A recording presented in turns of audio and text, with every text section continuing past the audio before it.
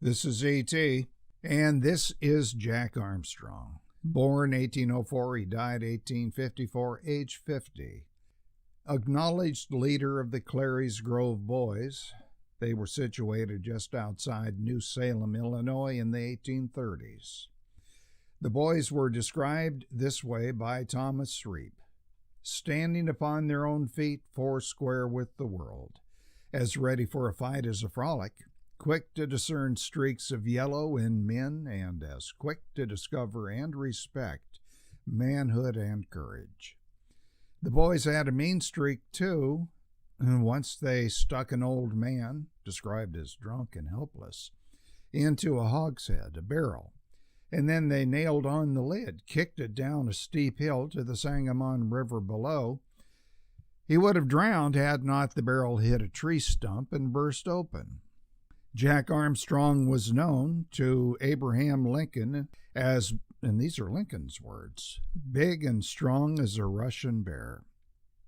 Lincoln was 22 when he arrived in New Salem back in 1831, and he was pretty much homeless. He described himself in these words: "I was a piece of floating driftwood."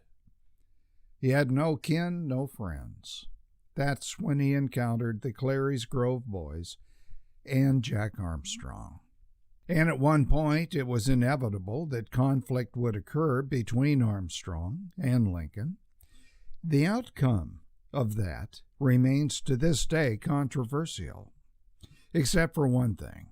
After the fight, the two became lifelong friends, and an alliance formed that garnered Lincoln a political following that led to a larger one, and eventually the presidency of the United States. What happened back in the early 1830s between Armstrong and Lincoln? Still shrouded in mystery. But Lincoln's mythologizers think they have found the truth when they have the fight taking place and Lincoln the victor. Their story goes like this.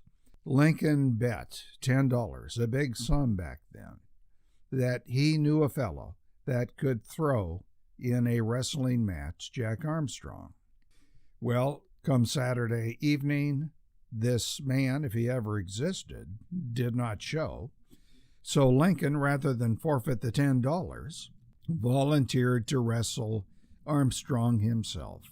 Now, according to Lincoln's myth makers, Lincoln threw a leg over Jack Armstrong's shoulder. Lincoln was 6 feet 3 inches. Armstrong, although heavier, was 6 feet.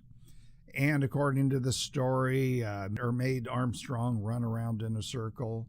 Then there's another story that the fight took place a different way, but Lincoln was still the victor. And the Clary Grove Boys broke in and started kicking Lincoln with no major effect. Another story has it that Lincoln did not win, according to the mythologizers, but he did not win because Armstrong used trickery. The fact is, nobody is quite sure. Let's take a look at what people said, though, who were there at the time. How about Abraham Lincoln himself? Here's what he said about the fight between him and Armstrong. "I could not put Armstrong down, nor could he get me on the ground either." And then there's William Soddard. He's a historian, Lincoln's contemporary. He wrote, "The wrestling match, which was not won by either contestant, gained for Abraham Lincoln a strong and devoted, if somewhat turbulent, constituency." Or you have David Donald. This historian wrote that, despite the various versions, that Armstrong defeated Lincoln through tricks, that Lincoln threw Armstrong, that Armstrong's pals threatened to beat up Lincoln. The fact is, the only provable one, that Lincoln proved his strength and courage, and he won admiration of the Clary's Grove Boys, all of whom became Lincoln's enthusiastic admirers. Other points of interest. Some historians believe that Lincoln had Marfan syndrome.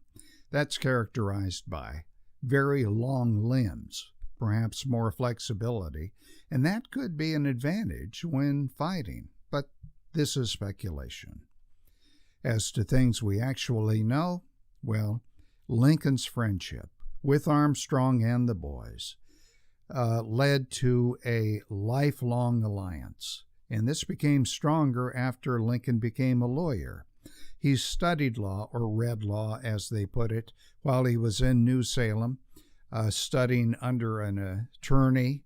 Then he went into politics, got elected to the state legislature, eventually the U.S. House of Representatives, and you know the rest of that story. Later on, at a time when Jack Armstrong was about to die, and his son Duff had been arrested and put on trial for murder, Lincoln was brought in to defend young Duff. And in what was a very unique defense, was able to get Duff acquitted. Here is what the assistant prosecutor of that case wrote about Lincoln's defense of Jack Armstrong's son.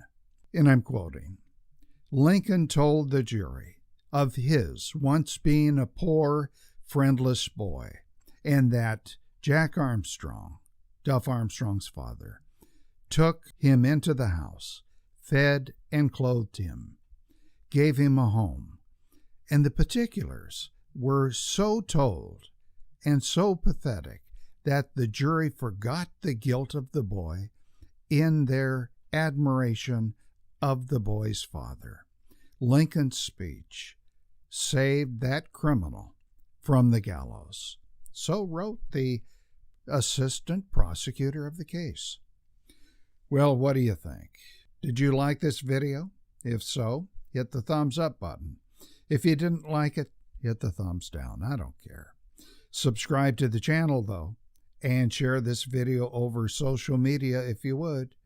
And you see the bell at the top right. Tap that and you'll be notified of future videos. Thanks.